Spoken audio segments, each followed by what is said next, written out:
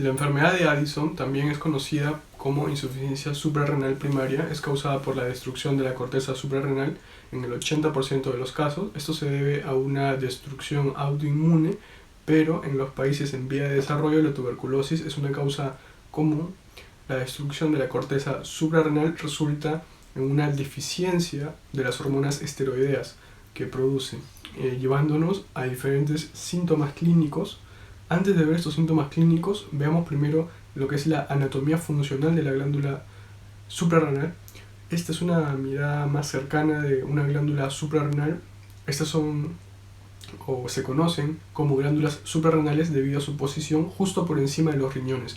Estas son glándulas endocrinas que producen una variedad de hormonas, incluida la adrenalina, la aldosterona y el cortisol. Cada glándula tiene una corteza externa y una corteza interna. La corteza se compone de 3 capas, que son la glomerular, la zona fascicular y la zona reticular. La zona glomerular es el sitio principal para la producción de mineralocorticoides, principalmente la aldosterona, que actúa para mantener la presión arterial. La aldosterona actúa sobre el receptor mineralocorticoide que se encuentra en el túbulo distal y el conducto colector de la nefrona para conservar el sodio y excretar el potasio. Y esto ayuda a controlar el equilibrio del agua y aumenta el volumen de sangre. La zona fascicular es responsable de producir glucocorticoides como el cortisol. El cortisol funciona para aumentar el nivel de azúcar en sangre a través de la gluconeogénesis. Pero para suprimir el sistema inmunológico y ayudar al metabolismo de las proteínas y carbohidratos. Finalmente, la zona reticular es la capa cortical más interna y produce andrógenos, principalmente precursores de la testosterona. La deficiencia de la producción de andrógenos aquí rara vez conduce a síntomas en el paciente, porque los andrógenos son producidos principalmente por los testículos, en el caso de los varones, y los ovarios en las mujeres. Ahora, sabemos que hormona esteroidea es producida por cada parte de la corteza suprarrenal. Veamos las características clínicas que surgen cuando se destruye. La glándula pituitaria actúa en un circuito de retroalimentación negativa para compensar la deficiencia de hormonas esteroideas.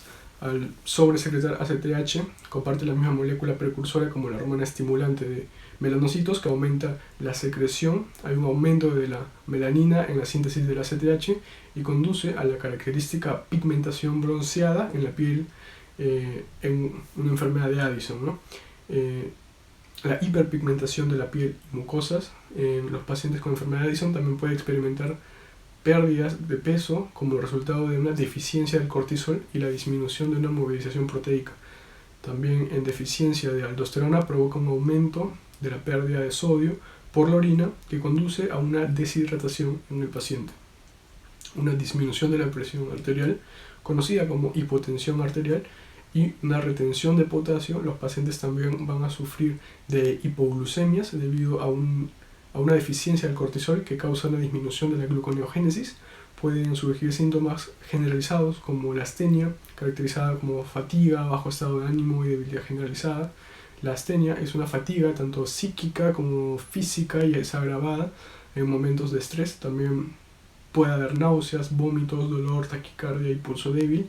Esto se debe también porque hay una disminución del volumen sanguíneo y esto se debe a la aldosterona. También está disminuida, por lo tanto tenemos hiponatremia, es decir, un sodio bajo en la circulación. Igual que una acidosis leve, porque los niveles bajos de bicarbonato también van a promover a esto. Y hay una elevación de potasio a nivel sanguíneo. En algunos casos extremos de insuficiencia suprarrenal primaria, la zona reticular puede verse afectada y los niveles de andrógeno pueden caer.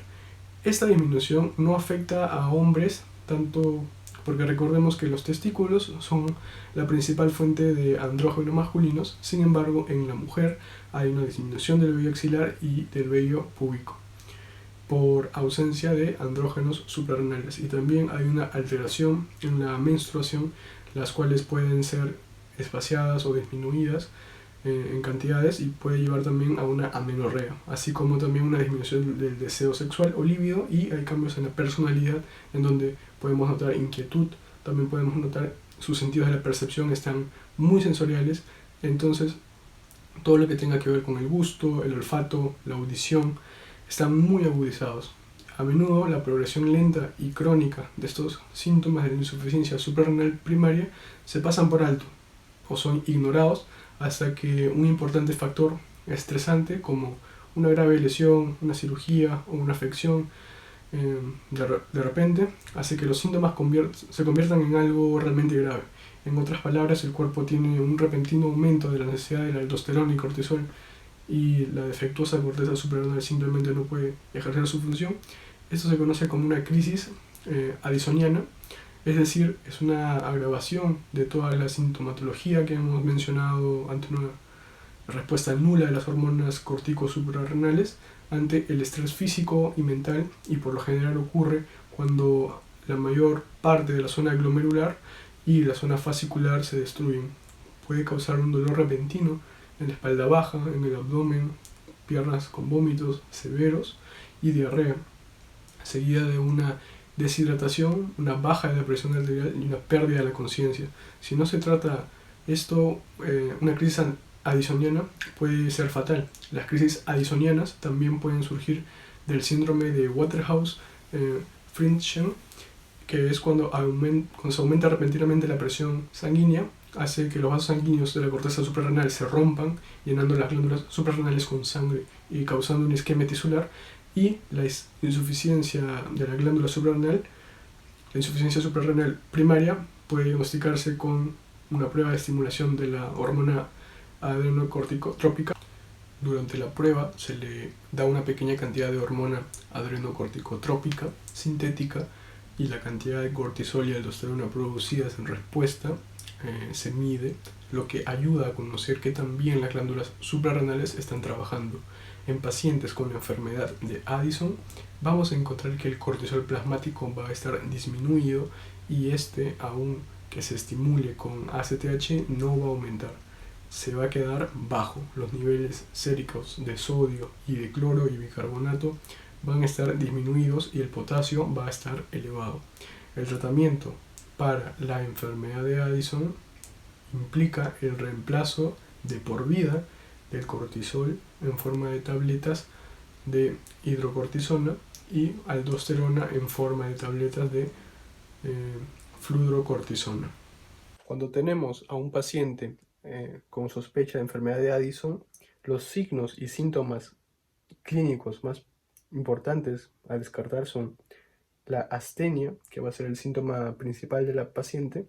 La hiperpigmentación puede faltar o ser muy llamativa. Un signo precoz es la persistencia del bronceado cutáneo y frecuente la hipotensión arterial. Manifestaciones gastrointestinales son la primera manifestación también. Signos y síntomas de insuficiencia suprarrenal también podemos tener, como lo son la debilidad, la pigmentación cutánea, la pérdida de peso, la anorexia, náuseas y vómitos, hipotensión, pigmentación de las mucosas, dolor abdominal, apetencia por la sal, diarreas, estreñimiento, síncope y vitiligo. En este caso, a la inspección, la paciente se encuentra totalmente sana. Sin embargo, a la mano derecha encontraremos pacientes que sí presenten dicha patología.